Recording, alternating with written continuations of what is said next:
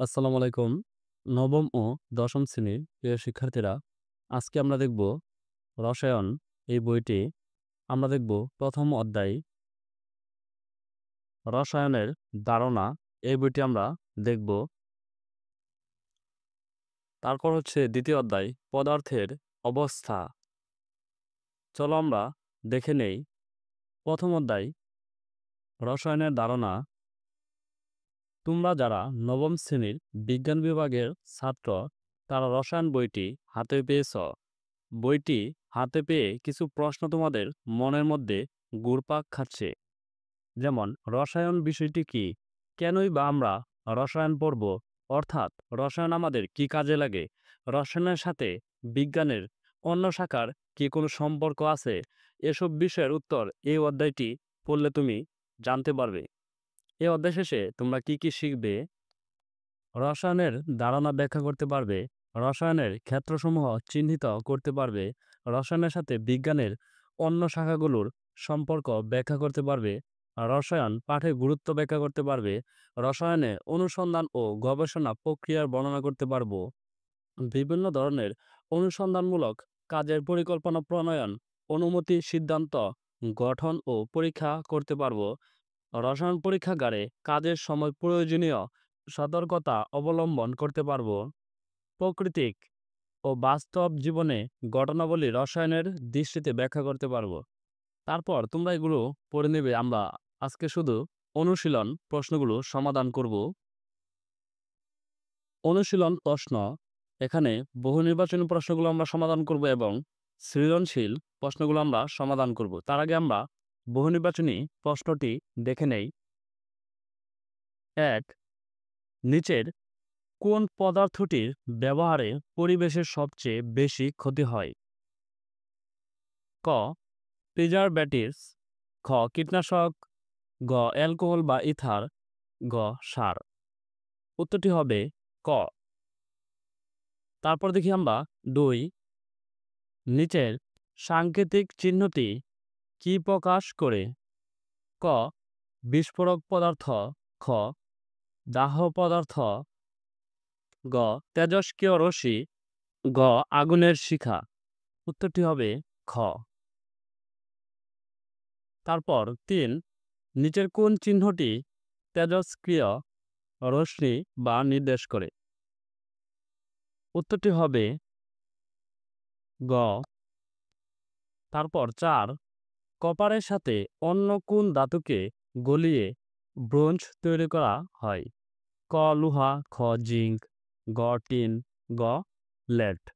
উত্তরটি হবে গ. টিন। তারপর আমরা দেখে নেই সৃজনশীল প্রশ্নের সমাধান। এখানে ৪টি প্রশ্ন আছে, আমরা ৪টি সমাধান করব।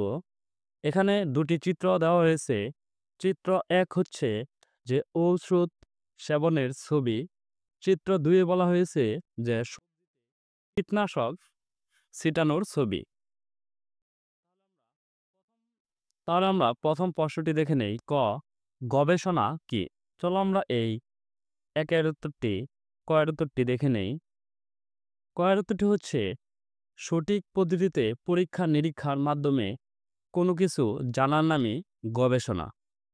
আমরা ক এর উত্তরটি দেখে নিলাম। তারপর দেখি খ. পাকা আম খেতে মিষ্টি লাগে কেন? চলো আমরা এই খ এর উত্তরটি দেখে নেই।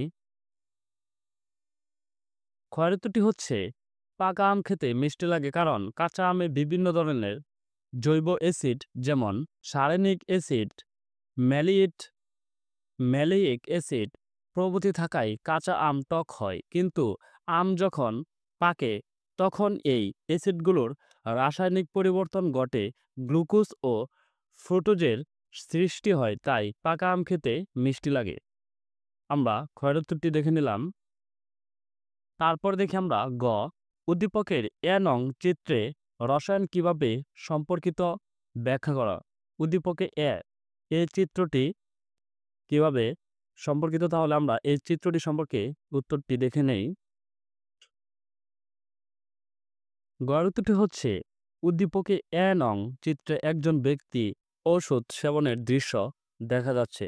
আমরা এ নং চিত্রে দেখে নিয়েছিলাম যে ঔষধ সেবনের ছবি দেখানো হয়েছে। ঔষধ প্রস্তুতি থেকে শুরু করে মানবদেহে ওষুধের ক্রিয়াসহ প্রত্যেক ধাপে রসায়ন জড়িত, নিচে তা ব্যাখ্যা করা হলো। আমরা দেখে নেই ব্যাখ্যাগুলো। ১. প্যারাসিটামল একটি রাসায়নিক যৌগ যার রাসায়নিক নাম 4 হাইড্রক্সি অ্যাসিটানিলাইট। এটি রাসায়নিক প্রক্রিয়ার মাধ্যমে স্নায়ুতন্ত্র থেকে সৃষ্ট প্রোস্টাগ্ল্যান্ডিন এর পরিমাণ হ্রাস করে, ফলে ব্যথা ও জ্বর হ্রাস পায়। ২. অ্যাসপিরিন ফেনল থেকে সংশ্লেষিত প্যারাসিটামল এর অনুরূপ ক্রিয়ার মাধ্যমে মাথা ব্যথা দূর করে। ৩. অ্যান্টাসিড দুর্বল জৈব ক্ষার প্রশমন বিক্রিয়ার মাধ্যমে পাকস্থলীর অ্যাসিডিটি হ্রাস করে। ৪ হচ্ছে হাম, পোলিও, জলাতঙ্ক, যক্ষ্মা, ধনুষ্টঙ্কার, হেপাটাইটিস বি এর ভ্যাকসিন সহ সকল ঔষধি জৈব রাসায়নিক প্রক্রিয়ায় তৈরিকৃত। সকল ঔষধি রাসায়নিক ক্রিয়ার মাধ্যমে অসুখ সরিয়ে থাকে। ৫ হচ্ছে ওষুধের মান নিয়ন্ত্রণে বিভিন্ন রাসায়নিক পদ্ধতি ব্যবহৃত হয়। বিভিন্ন রাসায়নিক পরীক্ষার মাধ্যমে ওষুধের উপাদানসমূহের সঠিক পরিমাণ ও কার্যকারিতা নিশ্চিত করা হয়। অতএব বলা যায়, উদ্দীপকের প্রথম চিত্রটি রসায়নের সাথে সামগ্রিকভাবে সম্পর্কযুক্ত। আমরা গয়ের উত্তরটি দেখে নিলাম। তারপর দেখব আমরা ঘ। উদ্দীপকের কোনটি অতিরিক্ত ব্যবহার পরিবেশের জন্য ক্ষতিকর, যুক্তিসহ লেখ। চলো আমরা এই ঘয়ের উত্তরটি দেখে নেই। ঘয়ের উত্তরটি হচ্ছে উদ্দীপকে এ নং চিত্রটি ঔষধ সেবনের এবং বি নং চিত্রটি সবজি ক্ষেত্রে কীটনাশক ছিটানো। অতিরিক্ত কীটনাশক ব্যবহার পরিবেশের জন্য ক্ষতিকর। যুক্তিসহ ব্যাখ্যাটি হচ্ছে সবজি ক্ষেতের পোকামাকড় মারার জন্য ডিডিটি, গ্যামাস্কিন বা লিনডেন, এলিডন, ক্লোরোডেন, ডিলপিন প্রভৃতি কীটনাশক ব্যবহার করা হয়। এসব কীটনাশকের অতিরিক্ত ব্যবহারে পরিবেশের মারাত্মক ক্ষতি হয়। যেমন ১. জমিতে অতিরিক্ত কীটনাশক ব্যবহার করা হলে তার একটা অংশ মাটিকে দূষিত করে, ফলে মাটির অণুজীব ও পোকামাকড় মারা যায়, যা পরিবেশের জন্য ভয়াবহ পরিণাম বয়ে আনতে পারে। জমিতে ব্যবহৃত অতিরিক্ত কীটনাশক বৃষ্টির পানির জলাশয়ে যায় এবং পানিতে থাকা প্ল্যাঙ্কটন মাছের পরিমাণ হ্রাস করে। কীটনাশক পানিতে মিশে পানিকে বিষাক্ত করে। ৩. কীটনাশক স্প্রে করার সময় রাসায়নিক উপাদানসমূহ বাষ্পীভূত হয়ে বাতাসের সাথে মিশে বায়ুদূষণ ঘটায়। ৪. মাটি, পানি, উদ্ভিদ, পানি ও বাতাসে মিশে থাকা কীটনাশক বিভিন্ন চক্রের মাধ্যমে মানুষের শরীরে প্রবেশ করে বিভিন্ন শারীরিক সমস্যার সৃষ্টি করে। ৫. অধিকাংশ কীটনাশক অত্যন্ত সুস্থিত যৌগ হওয়ায় পরিবেশে কীটনাশকের ক্ষতিকর প্রভাব দীর্ঘস্থায়ী হয়। ৬. অতিরিক্ত কীটনাশক ব্যবহার মাটি, পানি ও বায়ু দূষণ এবং সামগ্রিক বাস্তুসংস্থানে ব্যাঘাত ঘটায়। অতএব উপরের আলোচনা থেকে বলা যায়, সবজি ক্ষেতে অতিরিক্ত কীটনাশক ব্যবহার পরিবেশের জন্য ক্ষতিকর। ধন্যবাদ শিক্ষার্থীরা। আমরা দেখে নিলাম তোমাদের বহুনির্বাচনী এবং সৃজনশীল ১ এর সমাধান। আগামী ক্লাসে আমরা দেখব সৃজনশীল ২ এর সমাধান আমরা আগামী ক্লাসে দেখব।